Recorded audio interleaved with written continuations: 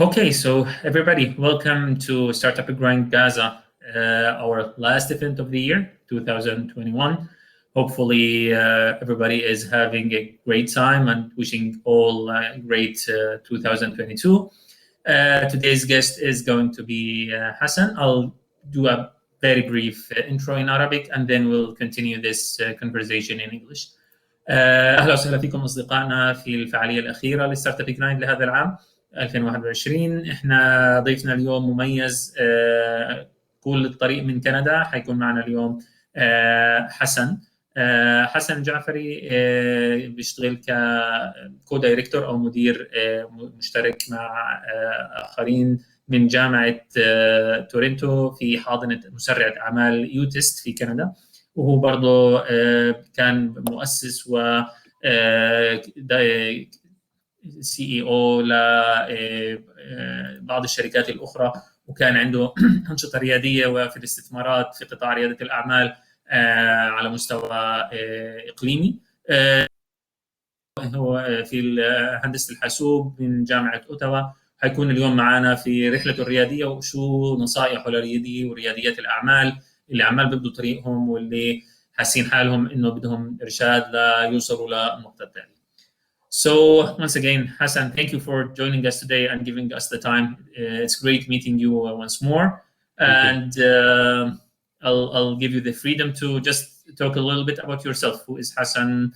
What's your background? And then we'll dig into the details. Sure. Thank you so much for the invitation, Rafat. Appreciate it.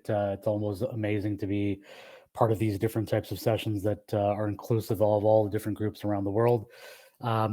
My background is quite simple. You know, I've been living in Canada for over 30 years. My parents came from Pakistan originally in 1976. My dad, you know, is an engineer, and I kind of got pushed into the world of engineering from that perspective. And I have a lot of different experiences that span from intellectual property, from a career perspective, all the way to early stage commercialization.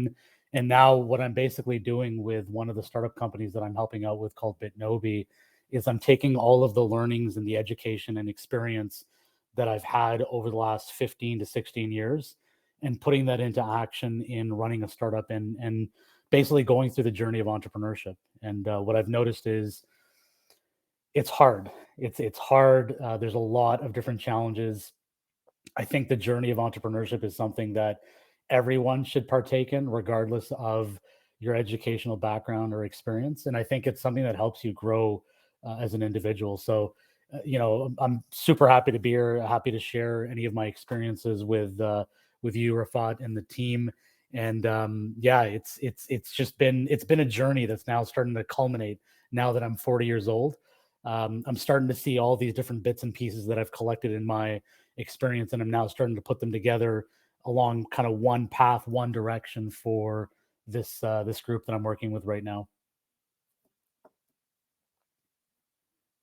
Great. I mean, we're thrilled to have you on board for this session, this unique session. I would say the last session for the year, and hopefully the cream of the crop. So, I mean, just if you'd be willing to give us a little peek into what you've mentioned, Bitnobi. So, just tell us a glimpse of that. What is Bitnobi? What do they do, and how are you involved in their capacity? If you look at what's going on in the world of data today, our data is being collected at such fast rates. It's all being stored and it's being managed and hosted and owned by specific organizations, whether it's a big tech company, whether it's your hospital, whether it's, you know, a government organization. All of these different organizations are now owners and holders of data. And the challenge that we've been seeing over the last 10 years, and you know, it's something that you see in the news over and over again, is all of a sudden you see data being breached, data being unlocked, and hackers coming in and basically identifying data that they want to use and, you know, manipulate for cases of financial fraud, you know, personal fraud, whatever it might be. There's a lot going on there. And so I came and met this team out of York University in Toronto back in 2015, and they had proposed a solution for mitigating the risk of data breaches. And one of the reasons why data breaches happen is because these owners of data, perfect example, a hospital needs to share data with a clinic, or a clinic needs to share data with a hospital. copies of data are typically passed back and forth between the owner and the end user. And an end user could be an analyst, a researcher, a clinician, a doctor, someone that needs to look at this data and interact with it. The moment you send a copy of this data, the risk of a potential data breach goes up. So what these individuals and researchers at York University proposed was basically putting in together a software interface that allows a data owner to use the software interface and control access to who can interact with the data. But more importantly, it simply acts as an interface so that all an end user sees after rules of engagement are set, all the end user sees is a preview of data, and they can build a query based on this preview of data in order to secure a segment of data that answers their question. So I've been working with this group since 2016. I've been the CEO since 2016. Again, going back to the story of entrepreneurship, sales is hard, marketing is hard, building a team is hard. What I can say is I have a fantastic team that I work alongside of. And, the sales are starting to pick up now as a result of kind of going through different growing pains. And I think as you go through this, journey of entrepreneurship, one of the things that I've learned that is a very key lesson for me is if you're not solving a problem for a customer, you're going to be having a very difficult time trying to generate the revenues that you need in order to move the company forward. Otherwise, you're going into kind of the cycle of raising money, continuously fundraising to the point where you may not even get customers and you're just constantly stuck in that loop of fundraising.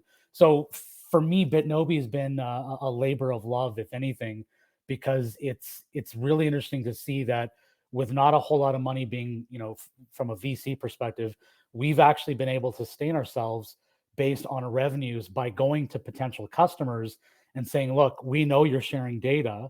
We know there's a problem of data breaches. Why not use this software solution as a way to control access to the data? And, we get this question a lot from different organizations. Well, there's other competitors out there. That's true. There are other competitors out there.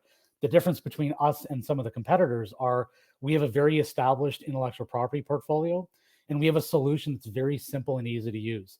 So the tagline that we use around Bitnobi is so easy that Hassan can do it. Well, that means that it's very easy for someone to use the software and get trained within 20 to 30 minutes in using it. And I think simplicity is another key learning point that I've made with Bitnobi, in that when you keep solutions simple, they have a much more effective way of capturing the attention of end users when we talk about customers. Sounds thrilling. I have many questions already, but I'm going to keep myself from asking them for the moment. Still discovering your background. I have to ask about Utest. So Sure. Once again, can you give us a glimpse of Utest and what it does and how are you involved with that? I think one of the things that we've noticed, or I should say I've noticed over the last 3 or 4 years of working with Utest, is when you deal with first-time entrepreneurs, they need all of the resources on all of the help they can get. Utest is an incubator that was started out of the University of Toronto. And fast forward to 2021, what was originally meant to be an incubator only for faculty, staff, and students out of the University of Toronto has now been expanded to research hospitals across the Toronto area. And what that really means now is we have an opportunity to interact with individuals that want to commercialize their technologies and turn them into startup companies. And what we always tell individuals that are coming into the Utest incubator, because our cohort runs on a yearly basis, is you're going to use this as a stepping stone in order to take your first step into the world of entrepreneurship. So it's a 12-month program, around 12 months. We typically start in June. From June until September, we have entrepreneurship training. And that training program gives these entrepreneurs, which are typically, this is the first time they're ever doing a startup company, it gives them the foundation to understand business models, market intelligence, how to write business plans, competitive intelligence, all of the different pieces that are involved in building a business. The educational components are taught to each of these individuals that are part of the cohort. And as they're interacting with this educational component, myself and my colleague, Curtis Sissons at Utest, we have summer office hours. And we basically, every Tuesdays and Thursdays throughout the summer, Our calendar is wide open for people to come in and ask general questions, talk about strategy, talk about any burning issues that they might have. And so the mentorship is another piece. We have about 1,500 square feet I think it's 10,000 square feet of space available at University of Toronto that is made available for free to groups that want to kind of sit down and start building their startup, in a collaborative area. And so the other components that we add to it are we cover the costs of setting up the company. And so when a group is ready to take their next step, maybe there's traction coming from a potential customer, maybe there's a purchase order that they have to fulfill, a contract, it could be anything, as long as it's a reasonable ask. That's where U of T can deploy resources in order to help them get incorporated, set up their shareholders agreement, and set up a company in such a way that it's properly structured, which gives this company like a good chance of success when they're going into the world of business. So these are other components that we add over time. And then when we get into the fall timeframe, what we're doing is we're starting to get these groups ready for investment day. And investment day typically happens in December. So September to end of November, there's myself and Curtis kind of reviewing their pitches on a regular basis, kind of making sure that their pitch deck has a problem slide, a solution slide, market size, team, and what they're going after. And then the other piece that we add from the fall perspective is we pair each group up, or a select number of groups, with MBA students from the University of Toronto. And the goal here is to provide the MBA students with some experience working with early stage startups. And then the other opportunity is for the early stage startup to get some knowledge from some very bright MBA students that have very diverse backgrounds. And so all of that is happening from September to the end of November. And then finally in December, so a couple of weeks ago, December 8th, we had our investor day, and that was all done remotely. We had about 150 different investors that were participating. And the goal here is to give these investors an opportunity to see each of one of these startups pitch. And then if there's interest at the end of the day for a certain group of investors to have a conversation with one of the Utest cohort members, we connect them, they have their conversations, and in some cases, there may be an investment that happens later on. We use the investor day as an opportunity, Utest as an organization, we use this as an opportunity to evaluate which companies we want to invest in. And so by the end of, I should probably say by January, we'll have done deliberations and we'll identify a couple of startups to invest anywhere from $50,000 up to $150,000 in the form of a SAFE, so it's a simple agreement for equity, very similar to what Y Combinator does. It's a very friendly term sheet. And really what that does is that gives them now kind of the boost that they need from a capital perspective in order to potentially generate more interest from a customer or even from investors. So the Utest program has been around since 2012. Originally, it started off as only an incubator dedicated to software. Fast forward to today, we're looking at everything from the life science side of the world all the way to the physical sciences side. So therapeutics, digital health, AI for health, microprocessors. We have one company this year that's actually embedding a microchip into the sole of a shoe so they can harvest energy and then kind of relay the vital signs to a mobile phone for the perspective of health and gait analysis. So there's a lot of cool stuff that comes out of the University of Toronto system, along with the research hospitals. And I have to say, every year, there's always a couple of startups that really surprise me with the amount of technology. But I think the key for me is always, and it comes back to team with all startups, is I really do see a dedicated group of students that really want to push this forward and make this a successful type of startup. Sounds very interesting. I'm actually also working at an accelerator myself, so I do understand the challenge and the promise and the potential that comes with this. Sounds great.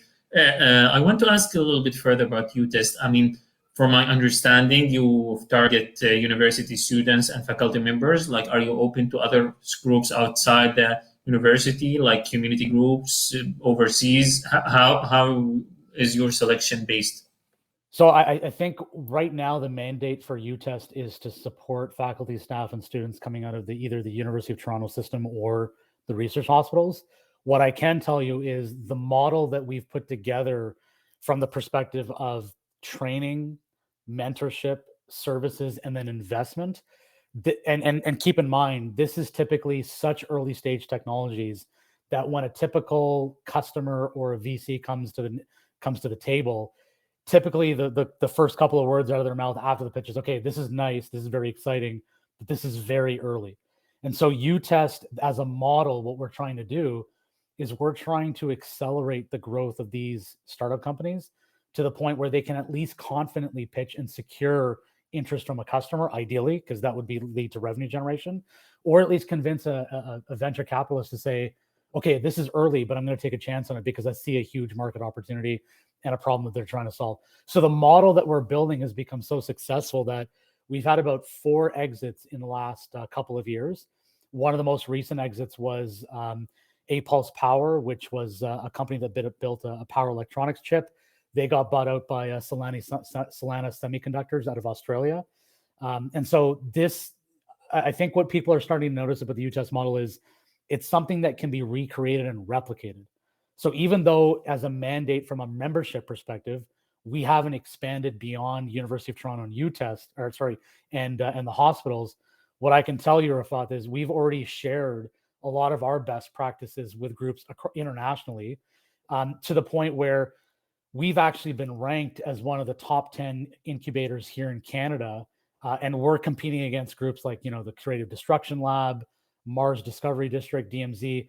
Just for your audience's perspective, there's only 3 people that work in Utest. It's myself, Curtis, and Samantha Goodspeed. So it's a very tight-knit group, but at the same time, we've done enough of this programming now that we know what to expect when new groups come in. And I think one thing I'll mention is, like, we get about 15 groups that come in to the cohort every year. The typical statistics of how we break down everything is by the end of the year, or by the end of the cohort, I'd say about 7 or 8 of these groups are probably not going to be viable companies. A couple of them may figure out what to do from a business model perspective. And then 1 or 2 will identify some real customers or generate real venture capital traction. That's kind of the distribution that we see every year. So going back to your question, we haven't expanded just yet, but the model is something we've described and talked about many times. In fact, on the utest.to website, you'll see a bunch of different resources.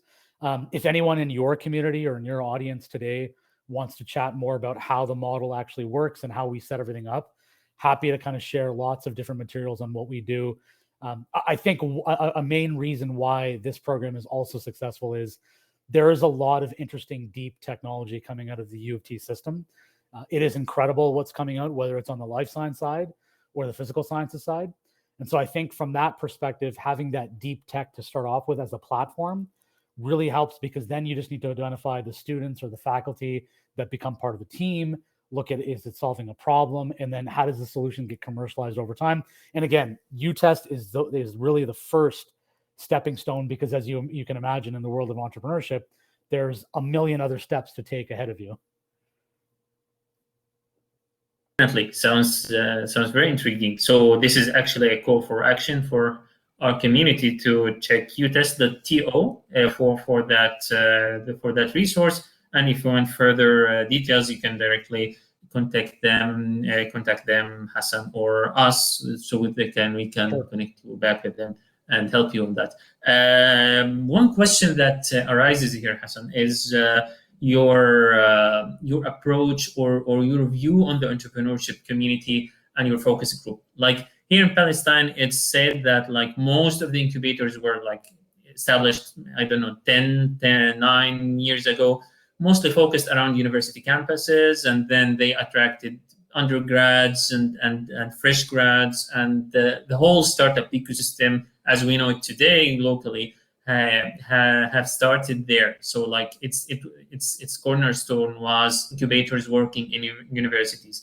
At the same time, you find so many advocates against that strategy, as sometimes people say like, yeah, you can't only limit yourself to university students, you need to open up for the community. They're like other groups of people who are like willing and open to ideas and innovation. And in a cluttered environment, and there's like you may already know, like here in Palestine, in Gaza in particular, like there are mass economic problems. One of them, not to say the least, is that like unemployment. So everybody like getting out of university, even universities today are trying to incur and include entrepreneurship within their program. That ends up with like maybe semi half-baked program or approach. What do you think are the skills and the drive behind like entrepreneurs who come from this background, like university students and fresh graduates who actually succeed? What do they need to consider? Is it actually possible? Like, can you give them hope that they can actually succeed and find the next big idea, given their fresh background or new maybe engagement with the business environment, if you like? So I think, and I'll maybe focus a little bit on, people in Palestine. There are so many hurdles to go through just to live on a day-to-day basis that I think if an entrepreneur even identifies one idea that they're passionate about and they feel like they can execute, my opinion is even if you pursue it and it doesn't become successful, at least you gained a life skill, and that's a life skill that no one can take away from you. And I mean that in the literal sense. It is a life skill that will carry on with you in your future. And I think with entrepreneurship, lots of people get intimidated by it. But the truth of the matter is, it's like anything. When you do a cold start, the cold start is always very difficult. But once the engine is started and it's moving forward, you pick up a lot of different experiences. But I think the other thing about entrepreneurship that is really interesting is as you communicate your value of your service or your product, you start to build a community around you. And the community is not just your immediate community within Palestine.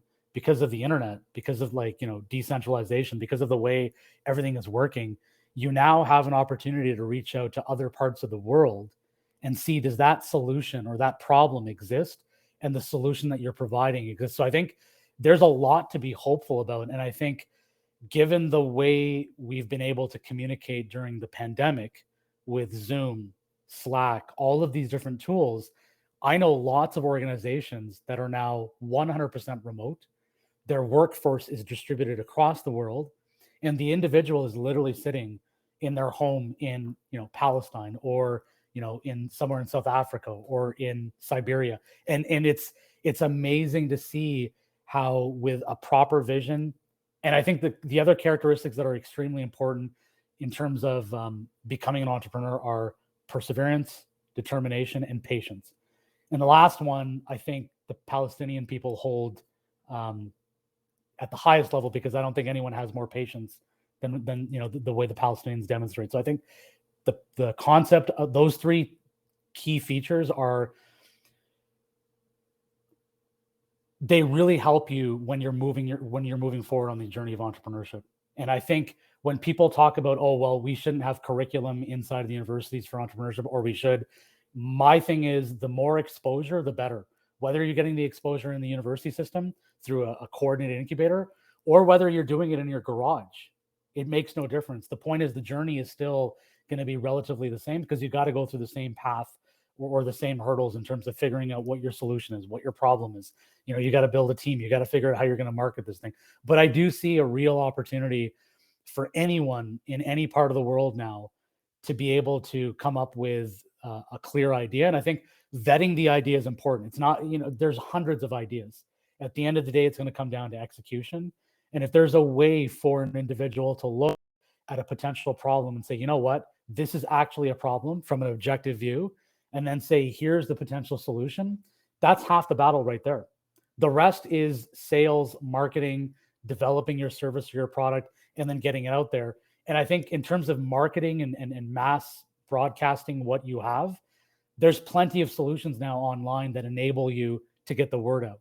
So all that to say, Rafat, is you have to jump into it. No one's going to train you on entrepreneurship. That's kind of what I've learned is, we've had these discussions with different companies that come to the Utest program, and some of the inventors of the technology come to me and say, we need a new CEO. And then I look back right at them and I'm like, no, you don't need a CEO. One of you needs to stand up and own this. And if you can own it and move it forward, you're actually going to be in a much better position than going out and searching for senior level executive leadership that may or may not work out, to be perfectly honest.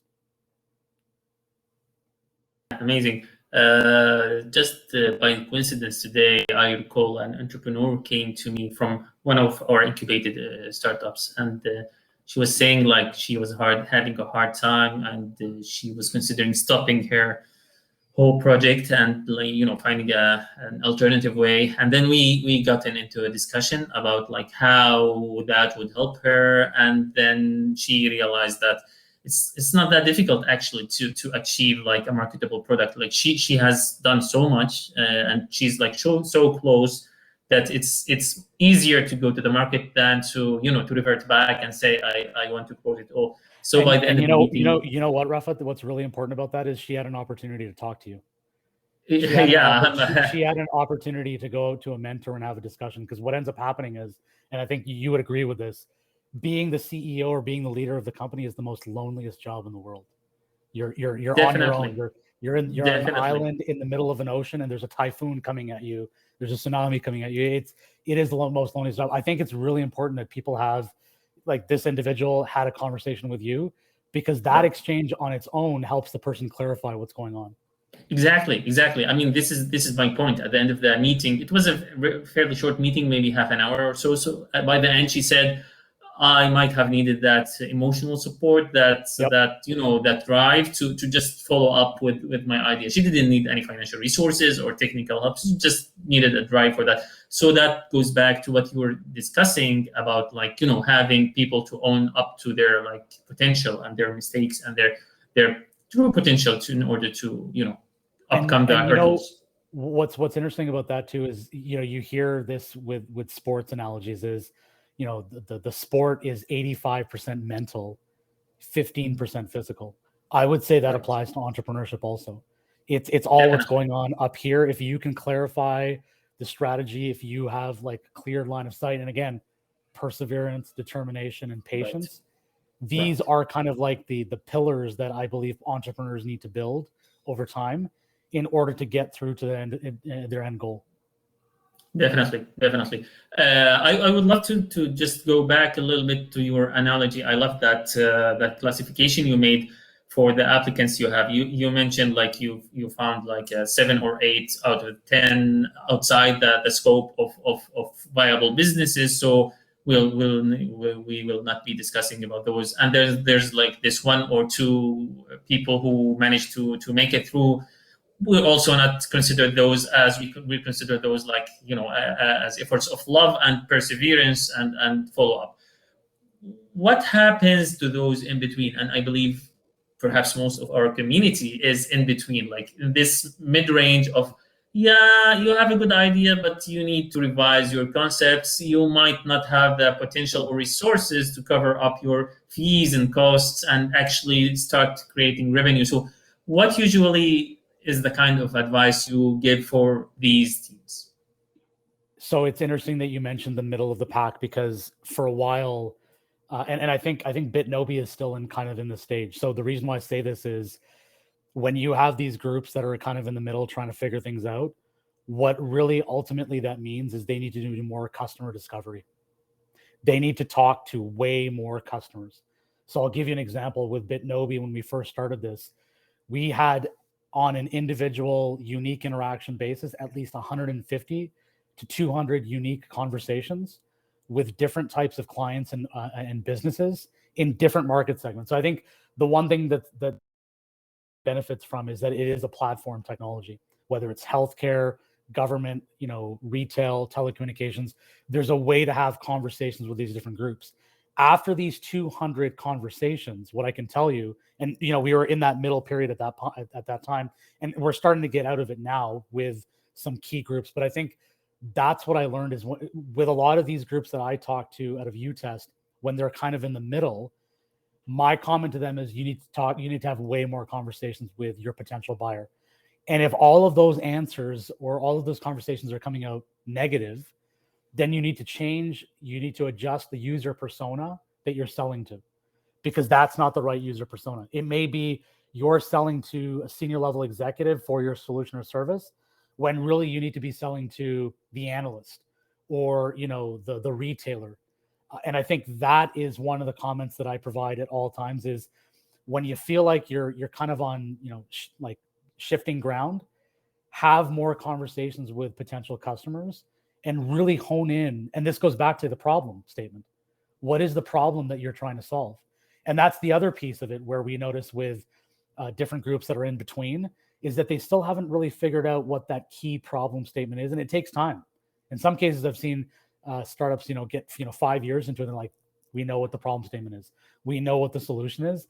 And then they go and pitch it to the first customer after they've clarified all that. And the customer's like, this makes complete sense. What do we need to do next in terms of talking about, POCs and all that kind of stuff. So I think from that perspective, it is important to have as many conversations with customers as possible. And again, let's take it down to the level that we're at right now.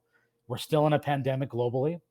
A lot of these conversations can happen over Zoom and, cold emailing, LinkedIn, picking up the phone, having conversations with people. There's a captive audience right now. We're all at home for the most part.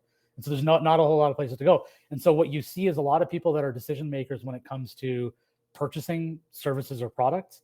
They're a captive audience. And if you craft the message the right way, the first message, they are willing to listen, which means if they're willing to listen and you've got your solution and problem statement down pat, now you have an opportunity to push your conversation further to the point where you may actually have an opportunity to secure a proof of concept project with dollars attached to it. The moment you get to that step, you just need to do that a couple of times, iterate, figure out what do you exactly do. And then you're on this kind of launch velocity that I like to call, which is now you've figured out what to do. You know how the flywheel works. Now the flywheel just has to move. It's a great question. We've seen this over and over again. There are a lot of groups that are in that middle of the pack. And to me, I think what's worked for me in terms of communicating with these groups, 9 times out of 10, I'm like, how many customers have you talked to? And they say, we talked to, a couple. I'm like, go talk to 100. 100, come back and let's have this conversation again. Right. But I mean, a powerful message, really, like everybody needs, who wants to actually succeed in this journey, they need to craft their product, they need to craft their message, they need to craft their audience in a way that they can identify it well and reach to it well, and really be able to communicate with as many they can as possible, so that they can start commercializing their ideas. And the other analogy that I'll give you is door-to-door sales. Now, I know in the age of the internet now, no one does door-to-door sales anymore, but I remember I used to do door-to-door sales for a telephone company. And so they were selling these telephone plans. And I remember the first day on the job, the guy that was training me, he said, Hassan, you're going to have to knock on 100 doors. And I'm like, why 100 doors? Because he's like, 80 of them are going to tell you to go to hell because they don't want to talk to you. 20 of them are going to potentially listen to you or maybe slam the door in your face. And then 10 of them will say, maybe I'm not too sure. And then a couple of them may actually buy. So what I learned from that experience was the first door you knock on, even if they say, I don't want this, go away, or maybe I want this, you have to play the numbers game. You have to knock on 100 doors in order to get that sample size of the population to say, okay, 80% of the people don't want this, but there's, like 5% of them. Who are these 5% that are saying yes and potentially buying? That becomes your ideal customer profile. And then you just expand it from there. It's all about the numbers at the end of the day. So yeah, a great example. Thank you for that, Hassan. I would love to cover a relevant but a little bit different area of potentially growth areas in technology. You've mentioned, like in Bitnobi, you worked with the data security concerns, like data management, and how different users get to access different data differently, and manage the security of the data. So this is like multiple question in one. Like the first one is this a good area for budding entrepreneurs and tech-based entrepreneurs to dig in business-wise? And the second question is, what other technologies relevant to this can also have potential from what you see and what you experience with your work every day? Excellent question. I would say there's 2 areas that I see huge growth over the next few years. And this isn't, this isn't like, my own genius observation. This is obvious given with what's going on with the pandemic. One is cybersecurity. the amount of security breaches that are happening, not just with data. You look at it from a crypto perspective, there are crypto heists happening more and more frequently now. So I think cybersecurity and cybersecurity training is definitely a space that all of your entrepreneurs that are listening to this, startup grind today should definitely look into. And there's different categories of cybersecurity. You can actually have automated software, kind of what Bitnobi is, kind of like acting like a sentinel. Then there's managed service providers. So these are groups that provide cybersecurity training. They're monitoring the threat, monitoring the risk. There are so many different aspects of cybersecurity that it is a booming sector. So I think that's one sector that I see lots of potential in. The other one is health, and specifically digital health. With the pandemic, we've seen new types of COVID tests. We've seen, mental health and mental wellness apps that have come out. There's a lot to do in the digital health space that doesn't necessarily require, a medical degree. You can certainly have collaborators that are clinicians to help inform the usage, but there's lots of risk decision calculators that are coming out now, lots of decision support tools. I see these two areas as huge areas of growth. And I think, in the case of the audience today, these are two areas that, people in the audience can certainly look at and say, there is a way to carve out a business, especially when you're looking at it from a software solution perspective. I think the beauty about software is that it can be built anywhere. You obviously need some infrastructure, you need, resources, but it's much simpler than putting together, a semiconductor chip, or building out, a data server, or building, some kind of clean technology. So those are the two areas that I see are very interesting. And I think there's going to continue to be growth in it going forward, because to be perfectly honest, I don't think this is going to be the last kind of, virus situation or pandemic situation that we're going to see within the future. And tracking software, virus tracking software. There's actually a very well-known company here in Toronto called Blue Dot that actually built a virus tracking software many years ago, to the point now where it's being used to identify how the spread of COVID happens across the world. Interesting, very interesting indeed. If we want to jump a little bit away from the technical skills and technical realm to the soft skills realm, like you understand, like as we all working in the entrepreneurship ecosystem do, it's not only the technical skills and the technical side, but it's also the soft skills. So what would you say like the most valuable assets an entrepreneur should work on, develop for themselves and for their teams in terms of soft skills and being able to move their company regardless of their specialty to the next phase? I think it comes down to communication at the end of the day. So whether it's in Arabic, in Mandarin, in Japanese, in English, whatever it is, there needs to be effective communication across the entire team with potential customers and with the public at large when they're perceiving what your company does and services offerings. It sounds very trivial, but the ability to communicate is actually quite difficult still. Lots of people have challenges distilling very technical, complex solutions into a simple problem statement. And you've heard this before. If you want to sell something, you got to speak to your end user or your receiver of information like they're 5 years old. You have to use simple words, simple sentences in order to communicate the value of the whole solution.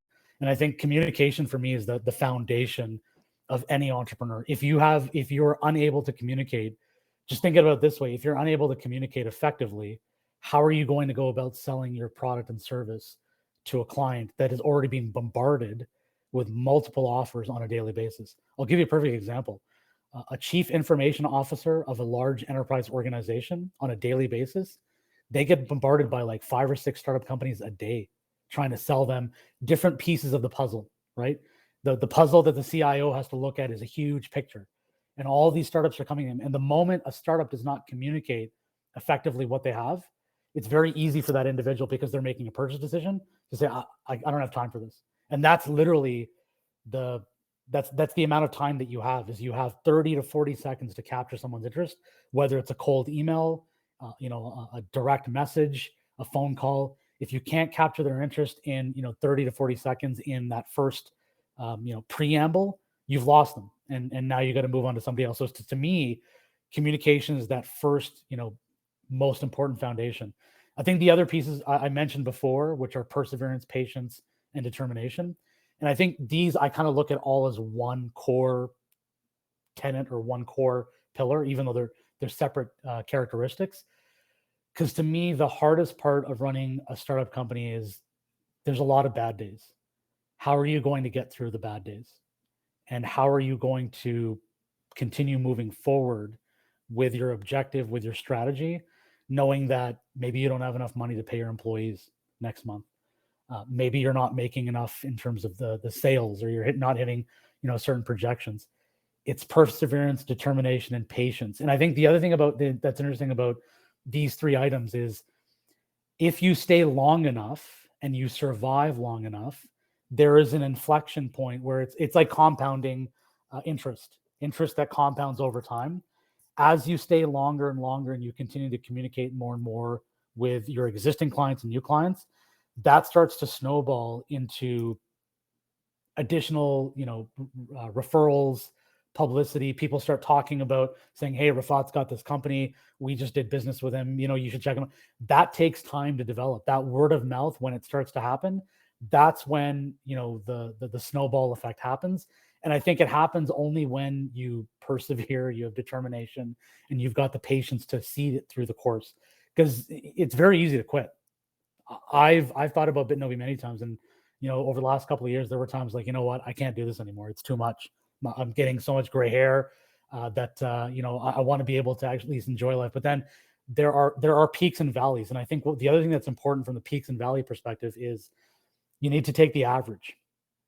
And if you can take the average of the peaks and valleys, this kind of plateau or this kind of level is good for your mental health, and it's also good for the mental health of your team, because you're not constantly going crazy and or getting sad or happy.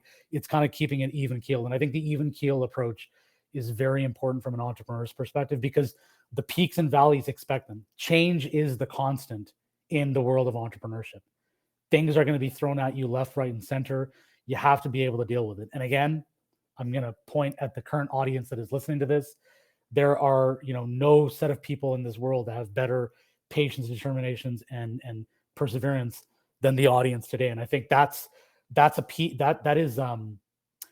important characteristics to use to your advantage.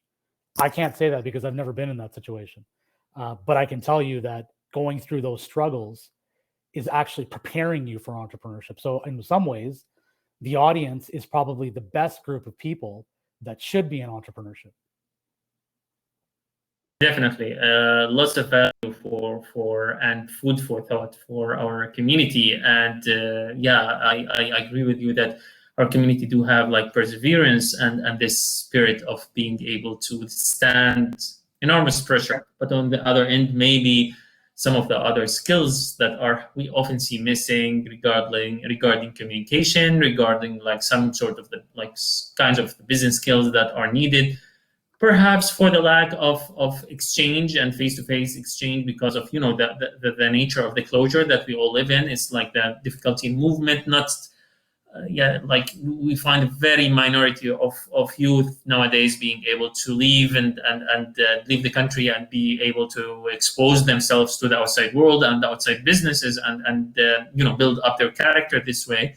For the rest of these youth and potential entrepreneurs, they have to self-educate on these skills locally from what they get locally. So definitely the internet is a good resource to open up for these kind of resources, but also being open to oneself and being able to finding engagements and activities and potential anywhere you can look to grow your talents. As Hassan was saying, it's critical. Like these talents are all part of one equation. Like you don't get anywhere by perseverance alone or communication alone. You have to have like the whole formula to get from point A to point B. So that's a great takeout. Thank you, Hassan, for that insight. Now let's dive into a couple of audience questions before we wrap this up. We'll have this question up from like usually some and it's not only about like the person who asked this. It's a usual question that we get, and it relates maybe to your IP experience. Usual entrepreneurs are afraid of expressing their ideas and thoughts because of their like they're afraid somebody would steal it. They're afraid the idea would be easily wasted, or somebody could just copy it and implement it right away. Some accelerators invite those startups to register outside Palestine because the legal system in Palestine is still not built to adapt to these like fast moving startups. Although it has like clauses relevant to the IP and how the intellectual property is protected, but they're like not enforced. So what's your thoughts on this as a whole, and in a fragile environment like ours? How can somebody with an idea be open to express it, but at the same time be secure enough that it's not easily copied? Yeah, I think so. This comes down to resources. If resources are limited, I think the way you want to go about this is talk about the solution from the perspective of a black box. So something is coming into the black box and something is coming out of the black box. The audience or the people that you're selling to, they don't need to know how the black box works. What they need to know is what is coming out of the black box. How do I benefit from it? How do I extract value from it? How does it help me move my business or my life forward? So I think from that perspective, if resources are limited, you want to eliminate any public disclosures of the actual system or what's inside the black box or the secret sauce, as an example, and kind of sell or market the solution from a bird's eye view perspective, and allow your customers and clients to figure, okay, well, they're not going to tell me how the black box works, but I can see what comes out of it, so I know how I'm going to be able to extract value. The flip side of it is, if there are some resources available, I think one thing that is certainly possible, and I don't know how the legal jurisdictions work in terms of someone in another country, so I think here's what can happen. Let's say some research is done on the solution and it is novel and innovative, because those are two key requirements from an intellectual property perspective when you're looking at it from patent applications. There's always an opportunity to file a U.S. provisional patent application in the United States. And what that does is it gives you kind of a flag point to kind of stake your technology in the ground, knowing that there's going to be time for the process to go through in order for it to become an issued patent. So remember, when you're filing a U.S. provisional patent application, it's basically the kind of the rough draft of what you're pursuing, and then you're going to have to go into it over time. Patent pending, I think they usually say patent pending. Yeah, so I think from that perspective, being able to file in the U.S. A U.S. provisional patent application is something to potentially consider. There are organizations in the U.S. that can certainly help with that. And what that does is, after a year, when that patent application has to be formalized, you then have an opportunity to go after international jurisdictions. So I think even any individual in the world can do this, but this comes down to money, because it can be an expensive proposition, which is why, if there is an investor on the side or a potential customer on the side, maybe there's a way of identifying resources so that you can go about protecting it. The other piece that I will say is, there's hundreds of ideas out there. Someone coming around to steal the idea is one thing. They have to execute on it. They have to build a team. They have to build it. They have to sell it. They have to market it. That whole process is like 90% of the battle. So what I always tell people is, you have a great idea, but that's like 10% of the entire picture. The remaining 90% is building, selling, marketing, and kind of growing the opportunity. Yeah, a great value to take out from this. Like, actually do something about this idea. Like, idea itself is worthless until action is taken on that idea. And like, this is a really simple example, but right. Coca-Cola has kept their secret, their trade secret for that formulation secret for like at least 100 years. So I think there's always a way, like, especially if you're in the food and beverage business, simple example, or even the pharmaceutical business, there's a way of hiding that formulation and keeping it a trade secret. And that on its own is intellectual property, because if it doesn't get out, no one's going to know it. Definitely. So also to remain with our few minutes remaining, one last question from Lean. She's saying that she has like multiple ideas. She had the chance to work on multiple ideas, but ended up not pursuing any because she found like 2 or 3 of these ideas are already engaged in the market, and she didn't find that opening. I guess it's like a generic question of the drive behind like why would you want to go to the market. So what's your general advice for somebody who has an idea but who finds something in the market that keeps them from going after the idea, like that forbids them from discovering their potential? So I think what's interesting with the question is the lady mentioned that she had multiple ideas. I think when you have multiple ideas, a really good tool to use is the business model canvas. Because it's such a simple one-page item, if you have 5 ideas, go through the business model canvas for each of the 5, lay them out on a table, and taking an objective step back, which of the 5 looks like that's the most appealing? And I think the one that I would pick would be the one that has the most crystallized problem statement and solution. Because again, going back to communication, if you've got that crystallized problem and you know what the solution is, you know how to communicate it to your potential customer. And I think this comes back to customer interactions. There's always going to be competition. Bitnobi has 15 competitors. There's behemoths that we're going up against. The key is the relationships that you're building with the initial early adopters that are trying to use your solution. And I think what you'll notice is it's not about sales at that point in time. It's about personal relationships. It's about people understanding who you are, you understanding who they are, what they represent in an organization, what we represent as an organization. And that to me has been one of the most exciting revelations of the entrepreneurship journey, is in a lot of cases, people aren't buying because it's the solution. People are buying it's because of you. It's because of who you are and who you represent, and the energy that you're relaying to your customers. So I think this is kind of like my last tidbit of information that I'll share is I'm actually surprised that a lot of organizations are coming to us and saying, well, we heard about you guys from so and so. We want to learn more. And what that really meant was the other group had such a great experience working alongside of us using our solution that other people are coming in. So I think when we talk about competition, there's always going to be competition. I would say that shouldn't be a reason to shy away from a scenario. I think there's always opportunity to explore and craft out your own niche, even though there's other competitors around you. Mm-hmm. Definitely. One more valuable advice for our audience there.